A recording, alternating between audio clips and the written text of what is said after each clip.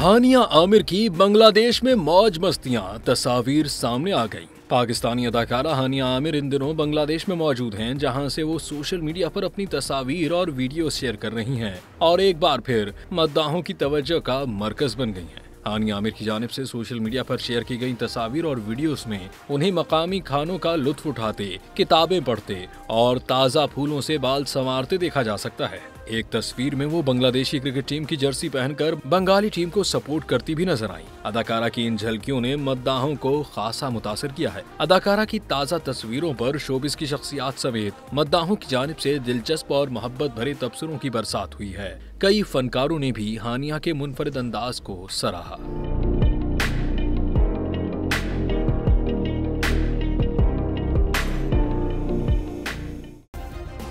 Subscribe करें और bell दबाएं ताकि कोई खबर रह न जाए।